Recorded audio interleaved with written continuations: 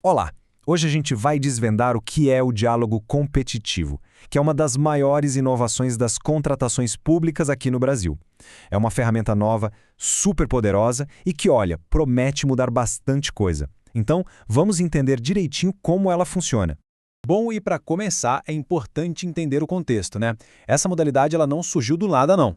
Ela faz parte da famosa Lei 14.133, que é a nova Lei de Licitações e Contratos. Basicamente, é a lei que veio para reestruturar toda a forma como o governo compra e contrata. Então, se liga no nosso roteiro de hoje. Primeiro, a gente vai entender qual é o problema que o diálogo competitivo quer resolver. Depois, a gente mergulha na solução em si, detalha como funciona o processo, que tem duas fases. Aí, a gente passa pelos prazos e regras mais importantes e, no final, discute o impacto disso tudo para a inovação no setor público. Bora lá? Certo, vamos começar pelo começo. É fundamental a gente entender a necessidade por trás disso tudo, né? Poxa, por que criar uma modalidade de licitação do zero? A resposta é simples. Porque a administração pública, às vezes, enfrenta uns desafios que são bem únicos.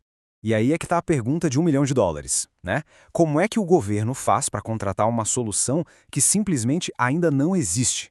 Imagina só, o governo precisa de uma coisa super nova, super específica, não tem um produto de prateleira para isso. E aí, como é que se contrata algo que ainda precisa ser criado? Ou pelo menos muito, mas muito adaptado?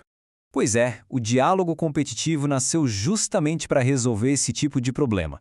O artigo 32 da lei é bem claro, ele só pode ser usado em situações bem específicas. Tipo quando? Bom, primeiro, quando o objetivo é buscar inovação tecnológica ou técnica. Segundo, quando as soluções que já existem no mercado não servem e precisam de uma baita adaptação.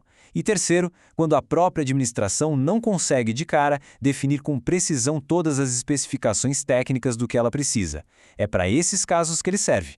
Então, para um problema tão complexo assim, a lei veio com uma solução que também é bem sofisticada e, claro, super inovadora.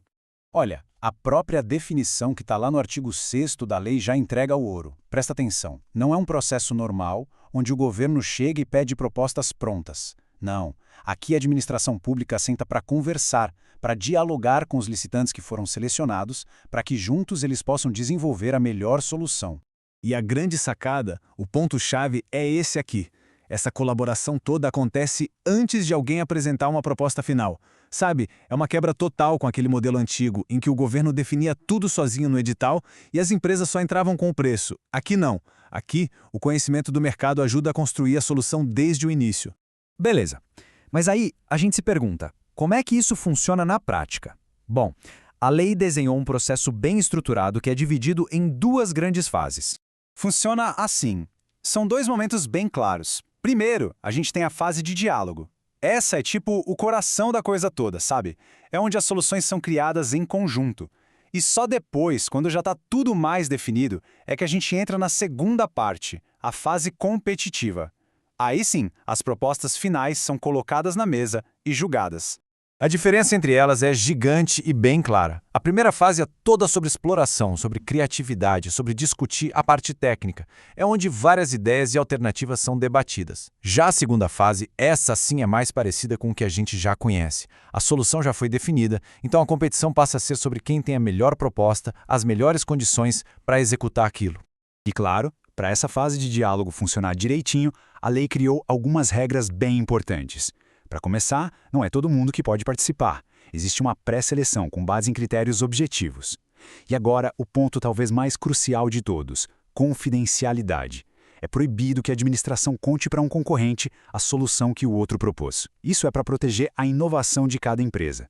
E para fechar com chave de ouro e garantir a transparência, todas as reuniões são gravadas em ata, em áudio e em vídeo. Ok, e para organizar todo esse processo, a lei também define alguns prazos mínimos. Isso é fundamental para dar previsibilidade tanto para o governo quanto para as empresas que querem participar. Vamos lá, o primeiro prazo essencial é o de 25 dias úteis. Esse é o tempo mínimo que as empresas interessadas têm, depois que o edital inicial é publicado, para poderem analisar o desafio e dizer: opa, eu quero participar dessa conversa. Agora, o segundo prazo, que também é super importante, é de 60 dias úteis. Esse funciona assim. Depois que a fase de diálogo acaba e a solução já foi escolhida, a administração publica o edital da fase competitiva. A partir daí, Aquelas empresas que foram pré-selecionadas têm, no mínimo, 60 dias úteis para preparar a proposta final. É um prazo bem mais longo, né? E faz sentido, porque reflete a complexidade do que está sendo contratado. Para a gente fechar, vamos conectar todos esses pontos e entender o propósito maior por trás de tudo isso. Porque, no fim das contas, o diálogo competitivo é muito mais do que só um procedimento burocrático. Ele é quase como uma declaração de intenções. Esse trechinho da lei resume perfeitamente o espírito da coisa. O objetivo aqui não é só comprar um produto, é ir além, é desenvolver uma ou mais alternativas capazes de atender às suas necessidades. Ou seja, a grande ênfase está em encontrar a solução para um problema. Então, o grande legado do diálogo competitivo é justamente esse. Ele abre uma porta oficial para o governo buscar inovação de forma ativa. Ele permite que a administração contrate soluções feitas sob medida para resolver alguns dos seus problemas mais cabeludos, sabe? Desde tecnologia de ponta até novos modelos de infraestrutura ou de serviços. E para fechar, fica aqui uma reflexão. Ao permitir essa colaboração tão estruturada entre o setor público e o privado, será que o diálogo competitivo pode ser a chave para um governo mais eficiente, mais inovador? Um governo que resolve problemas de um jeito mais ágil e que entrega mais valor para a sociedade? Bom, é uma possibilidade fascinante e que com certeza vale a pena a gente ficar de olho.